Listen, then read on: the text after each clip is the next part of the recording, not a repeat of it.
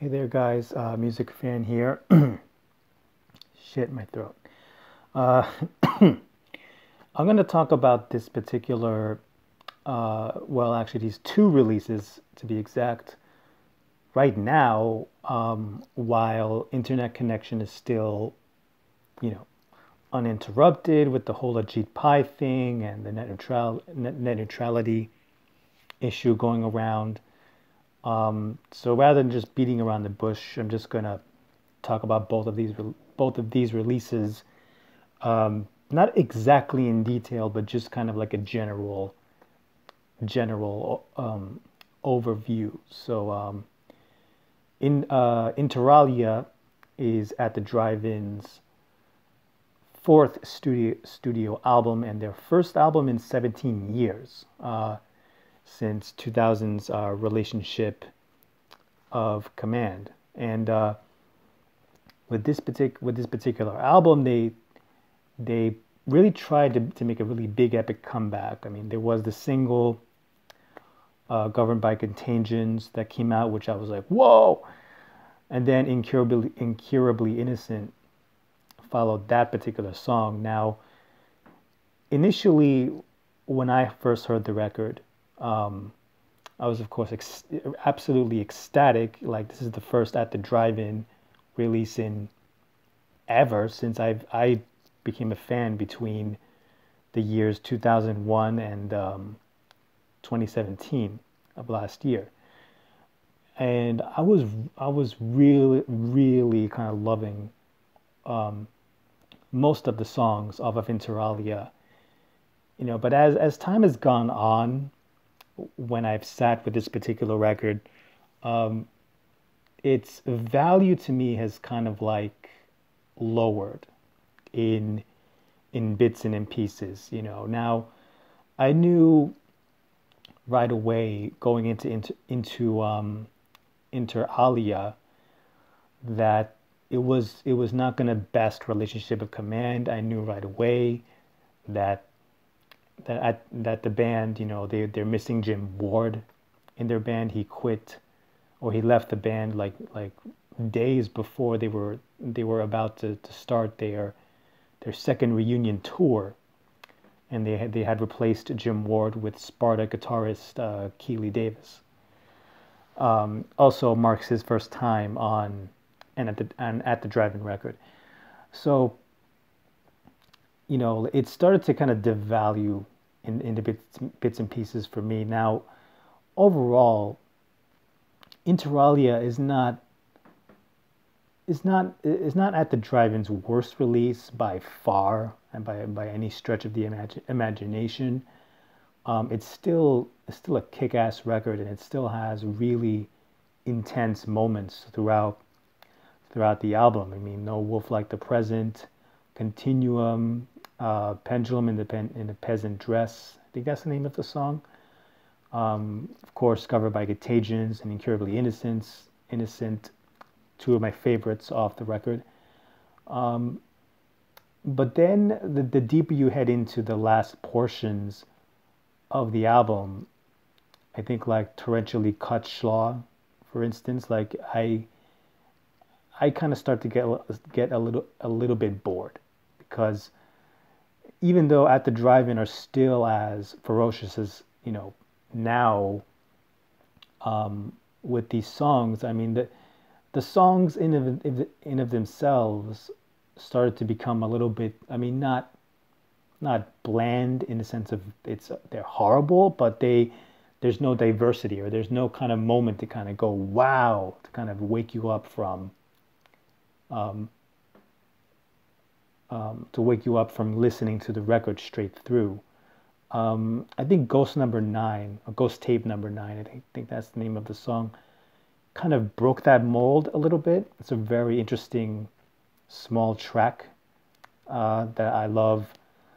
Paul Hinojo's bass playing on that particular song, and the other thing with Interalia was, I mean, Cedric's singing here, while it still had some of that aggression quality, it was obviously a little bit more melodic, like the rest of the songs off this record, and Omar does make really ferocious guitar things on Interallia as well. I knew obviously this was not going to ever hold itself up against Relationship of Command, like absolutely no way. So I kind of, if I would have given Interalia a rating, I would probably rate it like a 3.5 out of 5, kind of not too much of a middle of the road kind of album, but it's really not the big comeback, or at the very least a proper follow-up, or it didn't feel like a proper follow-up to Relationship of Command. But the EP that was released for Record Store Day, I think last year, Diamanté, that's the name of the EP, does feel like a proper follow-up to Relationship of Command, in my opinion at least. When I started hearing this EP, there's 3 songs on the EP, and especially the first one, I think Acid Ethics, I think that's the name of the song, is just freaking fantastic, brilliant opening song. Like there's like Tony Hajar's pumping drums that starts off the whole thing, just gets everything in such a forceful way, and then in comes everyone else with Omar, doing insane things with his guitar, and Cedric just kind of like, blah, just really belting out a vocal style that is very different from Interallia. With Interallia, while he did have moments like that, they weren't as paramount. They weren't as widespread on Interallia. Here, especially on this particular song, it's just so glorious and just so like losing all over the place with his vocal style. It's very much reminiscent of what Cedric would sound like if they had properly followed up the vocal stylings of Relationship of Command. Now, I do not, for the life of me, expect at the drive-in, whether in Interallia or even here on the Diamanté EP, to sound exactly like Relationship of Command, or to make a Relationship of Command Part 2, per se. On my battery. But I would have had a feeling that it would have at least sound close to it. It's not necessary that they have to rehire Ross Robinson and recreate every single thing, because then you won't get the same effect, even if you tried. So that's a pipe dream. But the songs of this EP, especially that first song, is just freaking amazing, freaking glorious, like a really pumping, very just in your face kind of song. And the next track too, oh crap, I forget the name of the